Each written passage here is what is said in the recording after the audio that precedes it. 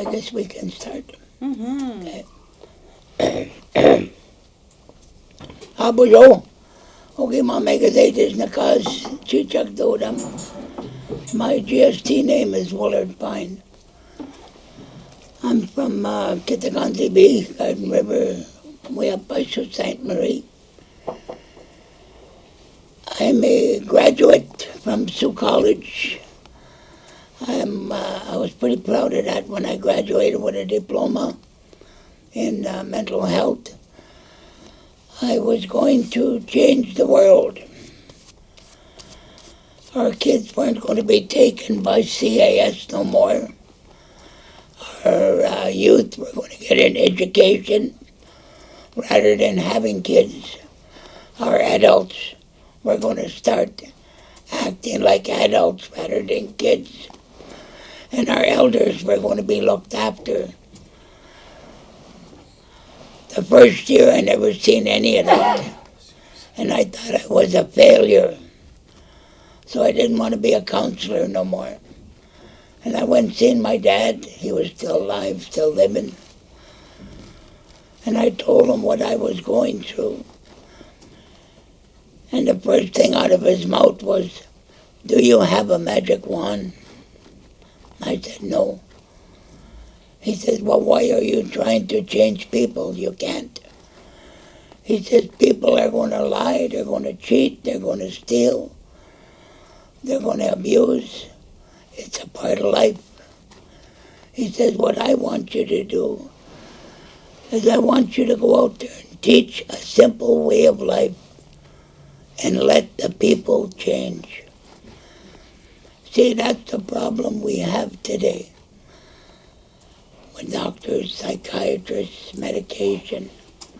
We think we know what a person needs. We think we can solve their problems, but we can't.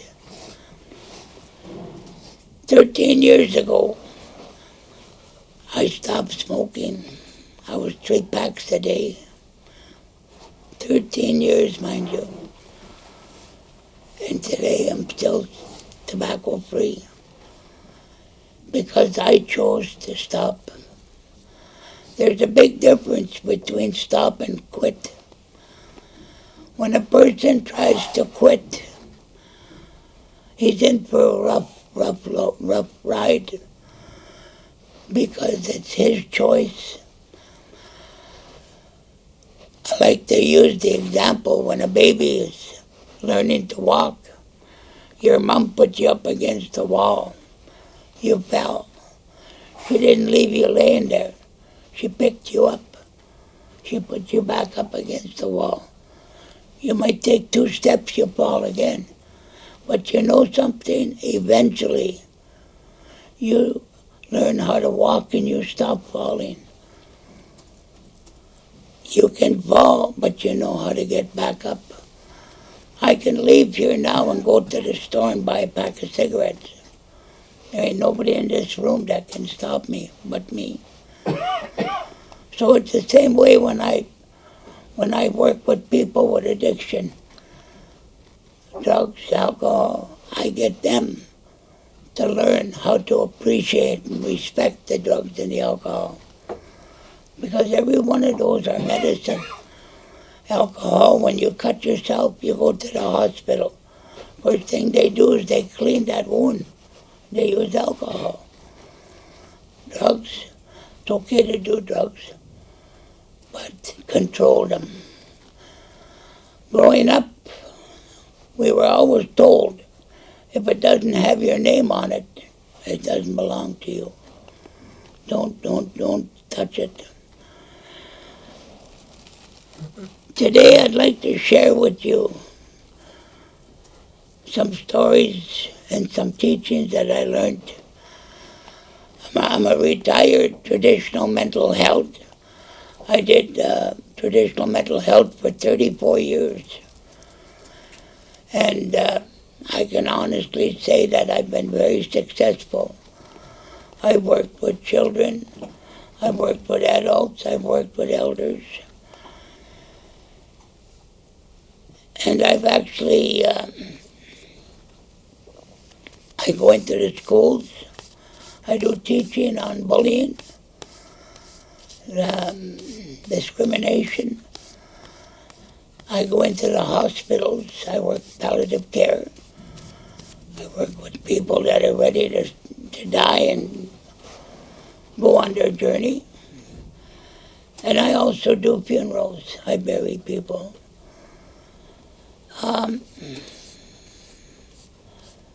When you're born, you come into this world and you're already a bundle carrier. How many people here are parents? That baby, if you're at a birth of a child, then when that baby is born, he opens his bundle and he brings laughter, he brings caring, he brings sharing, he brings tears when he comes in. And when that baby is born, everybody wants to hold him. They want to hug him. They want to kiss him. Nobody wants to give him back. You'll never hear anybody who is at the birth of a baby, you'll never hear anybody say, shove him back in, he's going to be a drug dealer, or he's going to be a thief, or he's going to be an alcoholic. Parents, mother and father, have roles and responsibilities, but they also have spiritual roles and spiritual responsibilities. If you talk nice to your children, they'll grow up and they'll be nice to people. If you swear at them, if you curse them, if you hit them, they're going to grow up because that's the teachings you're passing on. I had 4 kids, a daughter and 3 sons.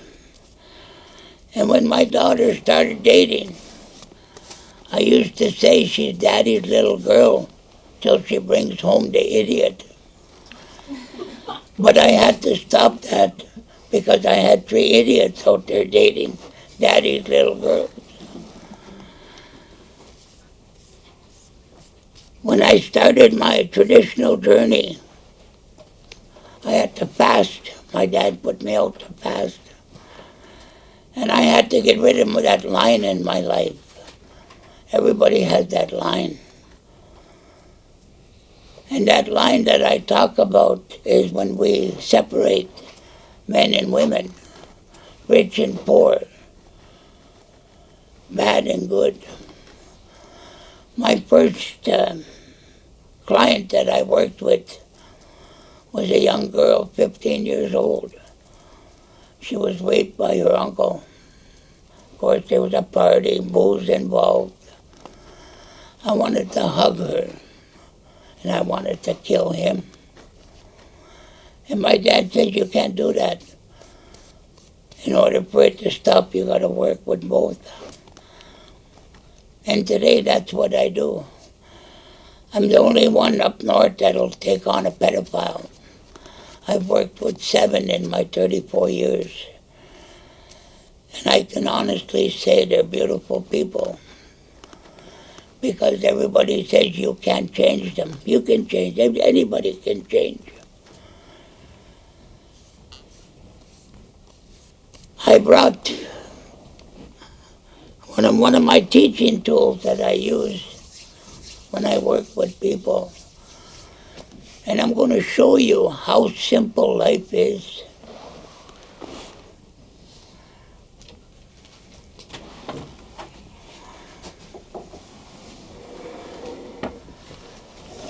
This stick came to me about 25, 30 years ago. And on here, there's 9 things that teach you about life, how simple life is. When the Creator gives us life, He doesn't make it difficult. We make it difficult. The Creator makes life beautiful. The first thing is this stick. It's from a maple tree. It was a limb off a maple tree. And when you look at that maple tree provides us with wood for our fires so we can cook and stay warm. It provides us with fire so we can have light, so we're not in the dark. That maple tree, it stands tall. It's got a lot of strength. And if you ever see a maple tree, its roots grow out. Their roots don't go down in the ground. When it rains, he stores that water. He doesn't drink it all at once. And if we ever have a spell where there's no rain around that maple tree, it'll be just green, because it actually shares that water with everything around it. That maple tree gives us shade when we're hot, so we don't boil over. We can go under there nice and cool. And then in the spring, March, it gives us something very special. It gives us that sap, that sweetness. Without that sweetness, we'd all look mad all the time. We'd look like this, oh, ready to kill somebody. Then we have those pancakes and maple syrup. Oh boy, everybody just smiles how good it is. So we gotta give thanks to that maple tree. And mind you, if you're ever walking and you see a maple tree, go up to it. Hug it. See the strength you get off it. Look at it. Oh, it's beautiful. Right now it's painting our Mother Earth. So that's the first thing. The second thing is this circle. I didn't grab that branch and mended it down and put a nail in there. That's the way the Creator wanted it, that circle. And you can't pull it apart. I don't care how hard you try. And that's the strength we have to get back to as Native people. We have to make sure that our circles are strong again. Our family circles, our community circles, our circles for women, our circles for men, our circles for children. We got to have that strength of that circle, just like the one that's on here. And then the stick is not straight, there's a little curve in it. And it reminds us of life. Life is not simple, it's not perfect. I always like to say there's no such thing as perfect. Did you know that? Did you know you're built upside down? Eh? Your nose runs and your feet smell. Should be the other way. So the next time someone tells you they're better than you, remind them of that. There's no such thing as perfect. This circle gives us bumps in the road so that we have a balance in our life. I'm a strong believer that when a person makes a mistake, if he doesn't look at it as a teaching, he's going to make that same mistake again. So when you make a mistake, look at it as a teaching so that you don't make that mistake again. You'll notice on here, I have an eagle. And that eagle represents freedom. You can see an eagle here today. By this evening, he could be in California. That's how free he is. He could be sitting perched on a tree. Next thing you know, airplane pilots have seen him 38,000 feet in the air because he has his freedom. When you think of an eagle, you think of a powerful bird, a big bird. But if that eagle comes around that little sparrow, and he has little wee ones in the nest, he'll attack that eagle, mind you. And it's not like that eagle is afraid. He'll fly away because he knows he can't compete with that little bird too fast. That little bird might pluck his eyes so he can't see. He might take one of his flight feathers so he can't fly. He could put a hole in him so he bleed to death.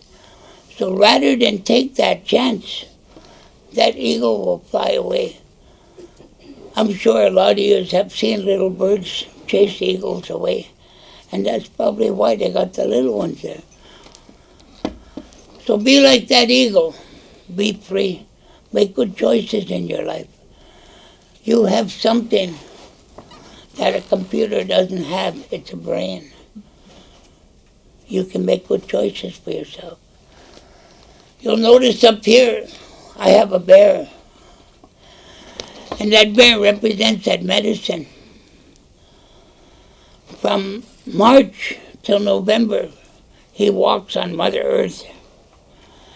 And if you ever get a chance to see a bear paw, I don't want you to go out there and say, hey, can I see your paw?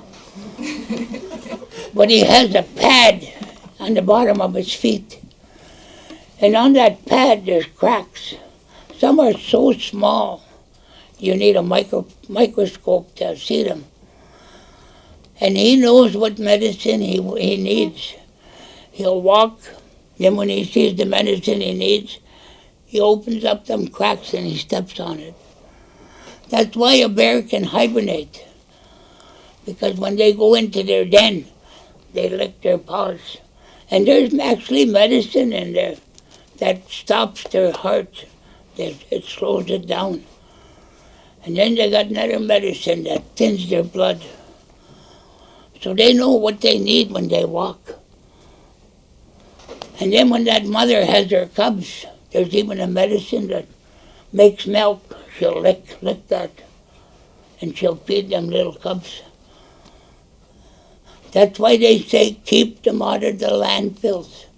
I've actually seen baby bears with 3 legs, no ears, 1 eye, because when they're walking in the garbage, what are they picking up? Garbage. And when they're licking that medicine, what are they licking? Garbage.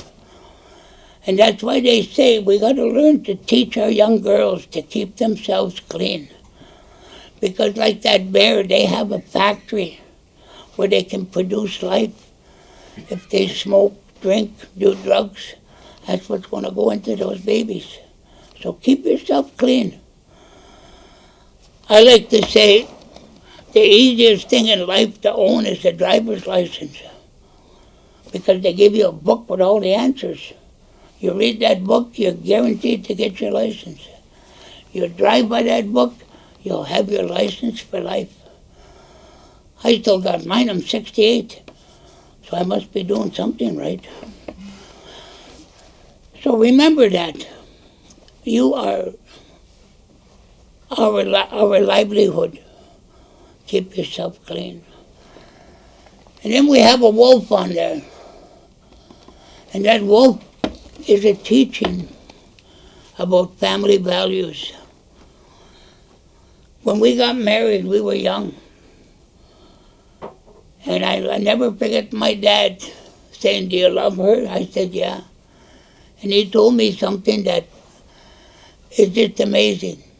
He said, she's going to be your mate for life. He didn't say bride, he didn't say wife, he said mate. And then he talked about the wolf. He said, that wolf, there's one dominant male, one dominant female. They're the only ones that have pups. And then when those pups are born, they teach them in a good way. They teach them where they belong in that hierarchy that they have. And mind you, when that little baby cub don't listen, that wolf will snap at them. Or they'll sit on top of him or chase him back down in the den. Not because he's mean, but because he wants to see a strong bloodline for that next generation. And that's what we have to do with our kids. We have to teach them instead of discipline them. Don't hit them. Don't holler at them. I don't believe in timeout. Timeout is for the clock. I don't know whoever brought that to our attention. But teach your pups. And I'll tell you, the next generation is going to be very strong. And then we have our elders. We got to take time to listen to our elder people.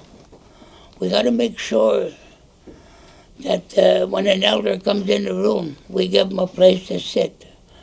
We give them water. And then we listen to their teachings. Because at one time, they were babies, mind you. They came into this world. They completed that strong cycle, that circle that I'm talking about. When you listen to an elder speaks from here. He doesn't read a book. He don't tell you something that's not true. I've learned that. I'm an elder today.